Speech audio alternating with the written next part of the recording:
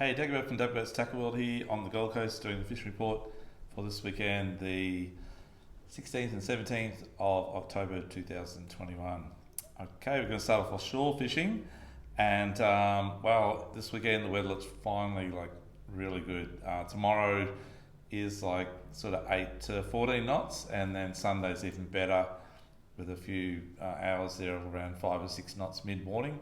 They're picking up around about 14 knots again in the afternoon, all from the northeast, northwest to northeast actually, and even a little bit of west at times, but not strong. So it goes right through to Tuesday too, by the way. So Tuesday's a really good day actually. So perhaps worth giving it a go. I'll start in close. So this week just gone, it's been crappy weather, and Saturday last week was really the first day and the last day in the last week that people got out. And there was a good snapper caught, actually a lot of snapper in that sort of 18 fathom and 24 fathom area, a lot up north of Jumping Pin. I see Sam and Andrew got some good snapper up there around that sort of 95 centimetre size, which are like solid 10 kilo snapper, the big snapper. And I'd probably say that, if I was you guys, I would be going out early morning at the front here, maybe down off sort of surface area in that 18 to 24 fathom area, fishing pillies right on daylight. You've got high tide at 5:30, so there's not much swell, maybe about 1.2 metres. You should better go out the seaway in the dark. It would be not too bad. Just don't go the north way, go south-east, even if you are going north first. Get out to about 20 metres at Dogleg North then, guys. But I'll be going south a bit, trying to be fishing pre-dawn, maybe 4:45 or around 5 o'clock at the latest. Fishing really light, obviously hopefully there's not too much wind. I'll be using about a 2-ball sinker or a 3-ball sinker, half a pilly or a whole pilly, whichever you like, and maybe even a paternoster rig if you want to catch some trag and stuff like that, and Moses perch, whatever, before daylight gets cranking. Then once you hope you get a couple of snapper right on daylight, I'll be doing that till maybe 6:30 or whenever it sort of stops and slows down. But whilst I'm doing that, if I have time, I'll be getting a live bait jig down there maybe anytime after 5 o'clock and trying to get some live bait as well, and put a livey down on the bottom or just off the bottom whilst you're still float lining, if that makes sense. And then once you got the pillies, then switch to plastics or something like that, and have a crack at that, or move around a little bit. So that would be my go in close. If you're thinking about going out wide, like 36s or 50 fathom reef, the 36 fathoms east, there's heaps of trag out there, there's a few snapper, some good parrot, plenty of flathead, like a good feeder fish, and northeast has been similar as well. And the 50 fathom reefs, I don't know what the current's been like, guys, the last 6 or 7 days. We do have a full moon coming up next week, and we've also got, it's been blowing northerlies forever, so you get a lot of surface current. I would dare think the current will be doing at least 1.6, if not 2 knots out there. I could be wrong, but that's what I think we'll be doing, or even more. And but that still doesn't stop the fishing. The fish still bite. It just means you've got to do quicker drifts, and longer runs back up each time you go for another drift. But I'll be jigging 100%. I know last Saturday out there, heaps of guys got some kingies, amberjack and Samson on jigs like this type of thing. So flutter jigs and long jigs. They've been really good. And they're jigging in that sort of south 27, 43 or 42, and east at around about 153, 42 or 153, 43. Okay, that seems to be the area that's holding a lot of good fish at the moment. So a good snapper out there too, big trag, the odd roasted jobfish, and the odd big parrot, but definitely kingies, amberjack, Samson and snapper. Pearlies go a little bit wider, head out to around that sort of 100, 120 metre mark. Straight out from that area, there's bits of wireweed and stuff around. Just look for it, guys. Just put your sound on a zoom, 10 metre zoom, and start sounding and crossing between 95 and 120 metres, and trying to find some structure down low on the bottom. doesn't have to come up much, just half a metre or a metre, and that's where the pearlies will be. You'll see the little dots on the bottom, there's the pearlies. Out wider again, I have been speaking to a couple of guys that fished up off the just around the canyons off sort of Port Lookout last weekend, and they got some striped marlin. There's also some big tuna caught as well. There's a couple of tuna at the front here caught too last weekend. On the Saturday. Sunday, the weather was crud. A couple of guys still went out and still hooked fish, but just didn't get them to the boat. So I dare think the fishing is starting to hot up in time for next weekend's. That's not this weekend, the next one. The Gold Coast Game Fish Club is running the Malik Shootout, which is a great competition. Like we're the major sponsor of this competition for about 5 years or so. It's a great competition, good prize. It's all cash, nearly all cash. I think this one has got around about 33k in cash up for grabs, and it'll all go off too, by the way, unless someone doesn't catch a marlin. So I would recommend that. It's not a bad deal. If you look on the Gold Coast Game Fish Club website or Facebook page, or jump on our Facebook report, this week fishing report, you'll see the photograph in there. It's got all the details about it. Okay, so that's on the next Saturday, Sunday, on the 23rd and 24th, I think it is. Fishing's on the Saturday, Sunday, and the briefing's on the Friday night prior and the Calcutta as well. So it's held by Malik, great people to sponsor the competition, and also Graham from the Rono Bay boats there, the Cabo, and some other great boat dealership. Sorry, Graham, I can't remember. But Graham does great boats. If you're into big boats, he is the man. So Graham McCloy, down at Rono Bay Marina, soon as you drive in on the left, that's where you've got to go if you're after a good offshore fishing boat. He's also one of the major sponsors as well. So yeah, get into it if you're into game fishing. It's all about marlin on that competition, and there are also other prizes and bycatch like dolphin fish and wahoo and tuna, I think, are the three other species. Okay. Anyhow, give that a go. Other than that, offshore, definitely I would be doing a bit of deep dropping if the current is not too bad. Although I have to say, a few years ago we had our best fishing ever in November when the deep dropping, the current was running 3 knots and we were drifting like 3 k's adrift, and absolutely done so well on cod and blue eye. So the current doesn't stop the fish from biting, it just makes it a bit harder for you guys, okay? But electric reels don't care because they just push the button, it pulls it up anyhow, pulls the sinker up. So just go and give it a go. Other than that, spanner crabs, good spanner crabs at the moment, out off the Service Paradise area. You're on about 28.00 and 153.33 on your eastern longitude. In that 50 to 58 metre line, plenty of spanner crabs, and now is the time of the year. The next 6 weeks go hard, guys, before the closure. That's when you get the really big ones and great crabs. That's probably about it for offshore over this weekend. Sunday, as I said, looks like the really good day. Tomorrow's still good compared to what we've had. So if you can get double day out, go for it and enjoy it. Okay, now we'll slip into the broadwater. So jumping pin. Yeah, I've been fishing a fair bit this week inside because the weather's been too cruddy for offshore. Yeah, got rained on, got blown away, and the water was nice and dirty too, by the way. Other than that, we still caught fish. So we got a few flatties I think it was on Tuesday or Monday. I got a few whiting. Flatties I got up around the jumping pin area. Crusoe's been really good fishing at the moment up in the flats on the high tide. Got excellent tides this weekend for flatties, guys. So high tide like 5:30 till 6:30 over the next couple of days.